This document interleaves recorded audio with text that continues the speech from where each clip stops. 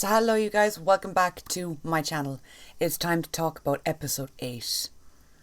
Oh, my thoughts are probably going to be a bit scattered this week because I just watched the episode yesterday.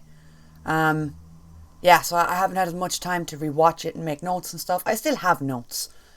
Let's face it, it's me. Before we get started, I just want to remind you guys that I have a Patreon where the more extended version of The Last of Us reactions goes up. The more extended version of The Mandalorian also goes up over there. And there's like 2 uploads a day. I do a bunch of old shows.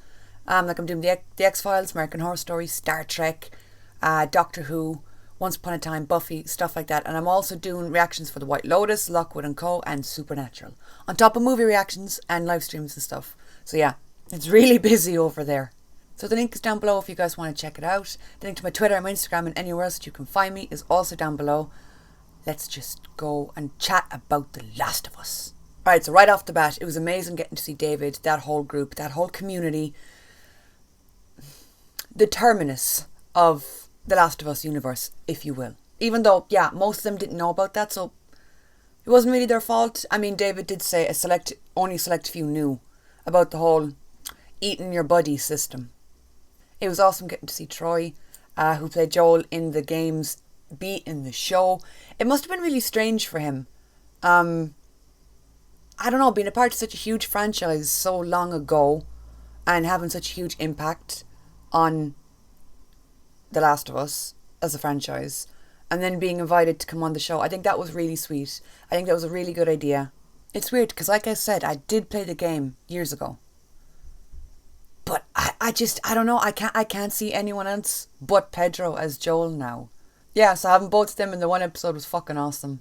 A lot of people were mentioning in the comments little moments, such as David having a whole bunch of food on his plate while everyone else had hardly anything. Him hitting that girl at the table and then being like, you have a father and don't interrupt him when he's talking. My guy is just, he was out of his mind on a power trip. You know, the apocalypse happened. He kind of went a little bit Negan with the whole, I'm going to build a community and be the leader. I like seeing characters like that, different versions or different takes of characters like that in shows, movies, whatever. Because you do have those cycles in the world, and the apocalypse, I don't know, it just heightens them. It was similar to the kind of Saviour's situation, because it makes you wonder how many people there are there because they have no other choice. They don't like his way of leading, they don't like his way of ruling, but what else are you going to do? So I did feel for some of the people there, but at the same time, they're the people who put him on the pedestal. You know what I'm saying? Somebody, the original core group that began to follow him and gave him this role, they're to blame. They're not the blame, but they are also to blame for him kind of evolving into what he did. So I do feel bad for them, but at the same time, maybe you should have chose a better leader. Maybe you should have taken him out earlier. But yeah, with him hitting that girl earlier at the table, it just showed what a fucked up power dynamic it is. You know, the abuse tactics that are used, the whole hitting somebody and then instantly offering your hand to help them up, being like, I can also make things easier for you. That kind of abuse, or the way that abuse was shown in that scene was really interesting. Ellie, again, absolute badassery to the highest degree. Bella is killing it in this role. Goes from strength to strength with each episode. And this was just another shining example. Seeing Ellie go off and be like, right, okay, well, Joel's kind of fucked up at the moment. Maybe I should have tried to sterilise the needle before I sewed him up. It's too late for that now. Off she went into the snow with nothing but a gun and a dream. But then you see that real childish innocence come out in her when she meets James and David in the snow, and once they start offering things to her, first instinct is, do you have medicine? You see that childish, it's like, baby, no, don't let them know your weakness. Don't let them know what you need. But good for her, she got the medicine and she got it back to Joel. She got a few doses in him and he seemed to be, well, he was standing by the end of the episode at least, so there's that. I don't know, there were so many examples of her in this episode just absolutely killing it in such a way that I, as a grown woman, would not be able to do. Like her getting on a horse and trying to lead them away from Joel after hiding him behind I think she pulled a cabinet in front of the door that led to the basement where he was delirious. I mean, this is a kid that had never been outside the walls before. This is a kid that hadn't experienced this reality before. And she was just like, okay, time to giddy up, shoot some guns and get all eyes on me and try and lead them away.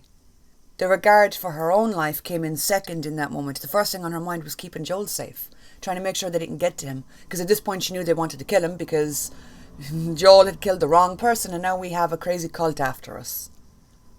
Such is life. They're such similar characters, the two of them though. Like Joel, okay, he had a bit of medicine in him at the time, so maybe he was doing a bit better.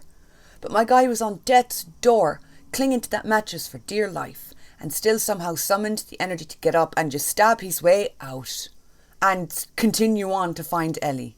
I said it in the reaction that the fact that James and the little group that were around Ellie when she first fell off the horse, they didn't want to bring her back. They were going to shoot her. They know how bad the situation is back at the compound, for lack of a better word, where all the cult people live. The fact that he would have rather shot her in that moment than bring her back, it's like my guy knew what was going on. He knew it wasn't good. But by continuing to follow this one dude, you're enabling him. You know what I mean? At least, I don't know. I feel like somebody should have taken it upon them and just shot him. That whole scene in the cage was absolutely... I mean, look, everyone's saying it about the show. It's going to get all the awards, yes. But Pedro and Bella particularly. I mean, it's... I can't even put it into words. They are absolutely carrying the show. Like, you know, other things are really good. Like, the music is spot on. The scenery. The dialogue is very well written. The effects are really good. I feel like it's a very well paced show. It's a very well portrayed show. But the two of them are just absolutely phenomenal. Oh, man. Really wish I hadn't fucked that up. But Bella in that one scene in the cage, creepy motherfucker is creeping, touching hands, being like, oh, you know, think of what we could do. I'd rather fucking not, you creep. Her breaking his finger was just the most moment. It was like, yeah, get his other fucking hand while you're at it. And someone brought up in the comments as well, the scene where she killed him, where she absolutely went to town on him. She went all Lucille on his ass, absolutely caving his head until there was nothing left. Someone left a comment in my comment section, and they said that they had watched a few reaction videos and that the one common thing they'd noticed is a lot of the female reactors were like cheering her on to keep going until there was literally nothing left of his head and then chop him up into smaller fucking pieces. Whereas a lot of the guy reactors were kind of like, yeah, okay, I think you got him. You know, he's dead. And it's like, unfortunately, as a woman, so many of us know that feeling of feeling cornered, of feeling unsafe. Unfortunately, a lot of us have had run-ins with people like David's character. Not, you know, cannibals. I mean, maybe, I don't know all of your guys' experience. Don't want to speak for everyone here. But I mean more that predatorial kind of person. Manipulative, creepy, makes your skin crawl. Ugh, kind of character, kind of person. So yeah, I was like, oh my god, yes, pummel his head in. Pummel him until he's dead and then pummel him some more. And then make mincemeat out of his body and then just throw it at the walls.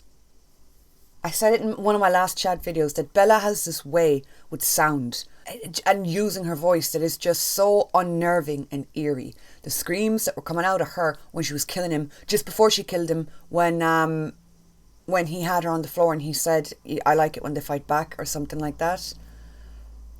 The sounds that came out of her were so almost like guttural and animalistic. It was just some of the best acting I've seen in years. It was I don't know, it was almost feral. In her survival mode, we really got to see it this episode. Her going into that kind of survival mode, it was different to what we've seen from Joel. Now don't get me wrong, my goodness gracious, when we had Joel stabbing out fucking kneecaps, killing people, stabbing people, shoving maps into their face. I appreciate that kind of determination. I like that kind of tactic. I'm like, you know what? You're in this kind of universe, you're in this setting. You gotta do what you gotta do, especially to keep the people that you love safe. And I love Joel also, so. I don't know though, her survival mode was just different. It was animalistic, it was more raw. It was more feral, for lack of a better term. And you see it when she comes out of the cabin and she's standing in the snow, and when Joel comes up behind her, I think he touches her arms or he tries to put his arms around her. Now on his part, that was completely innocent. It was more of a, oh my god, I found you, woohoo. But she'd come out of a situation that's going to stay with her and traumatize her for life, unfortunately. So feeling somebody, particularly like a masculine presence near you after something like that, is just like the most off-putting thing. that you could experience. He didn't know that at the time. But seeing the way she instantly went back into like smacking, hitting, screaming, and you could see him kind of look at her like, whoa, like, no, it's just me. And then when he calls her baby girl, which that's what he used to call his Sarah, that was the last bricks in the wall that he'd built around himself tumbling. He's someone who, yeah, he tries to keep everybody at like an arm's length, at an arm's distance. He's like, yes, I care about you, but like from afar. You know, I'm not that close to you. But we saw in that one scene, all of that came fucking falling down. He loves her. He does. He loves her, and she loves him. That moment of him saying to her, it's just me, and her realising that she was safe and burying her face in his shoulder. It was just a moment of absolute love and safety and beauty. It's such a gorgeously done scene. I just love the two of them so fucking much. Yeah, so just to echo like what everyone else has been saying, this episode was impeccably done, impeccably acted, incredibly written, visually amazing, as all of the episodes have been. I just love this show so much. I really do. I know, I'm sorry this video was late this week. Like I said, I was away for a few days and came home and just got straight back into recording and editing, and was up until like 3 a.m. last night doing other videos. So thank you for bearing with me. I have a vlog going up this weekend that I'm pretty excited about because I haven't done one in a while. So that should be fun. The amount of people I've had telling me that venison is just deer meat. I thank you. I get it. I did not get it at the time. I had never heard of that in my life. So yeah, that's it for this chat. I am so excited for the last episode, but I don't want it to come either. This has become such a fucking huge part of my week, of my Monday. I love it. I love talking with you guys about it. I love fangirling about it. I'm going to be so sad when it ends. And yeah, we're not thinking about it just yet. Yeah. I'm just going to restart the show over the weekend and be like, what do you mean it's ending? I'm only on episode 2. It's strange because I did play the games. I know what to expect, but at the same time, I don't know, are they going to change it? How are they going to handle it? I'm excited to see what they do with this. And I got a comment of somebody that was like, oh, you already know what's going to happen. And it's like, so does most of the internet, numbnuts. A lot of people has played this game. This isn't exactly a new franchise. It's a new show, but the story has existed for a while. I guess I'm lucky that a lot of the details are hazy to me, and I can't remember just everything. But some things do come back to me in drips and drabs. Like I said at the start of the video, if you guys want to check out my Patreon where I do a whole bunch of other shows and there's extended reactions over there, the link is in the description. I keep my reactions very short and choppy for YouTube. Any of you guys that are part of the Patreon, you know that because you'll have seen the extended version. But I got a comment that was like, oh my god, you talk so much and the reaction's so short, or something along those lines. And it's like, I'm trying to dance around copyright here. You know what I mean? I'm trying to cut it up and keep it as safe as I can so it stays up, basically. And I talk a lot, so fucking what? Suck a fuck. Yeah, but that's it for this chat, you guys. I cannot believe the next one is the last one. I've also started reactions to Mandalorian as well. I think episode 2 went up like yesterday or last night. I don't know. Time is a goddamn illusion to me these days. But yeah, I posted the more recent reaction for The Mandalorian recently. It's Pedro's world and we're all just living in it. So yeah, that's it for this video, you guys. Thank you so much for watching and I'll talk to you all soon.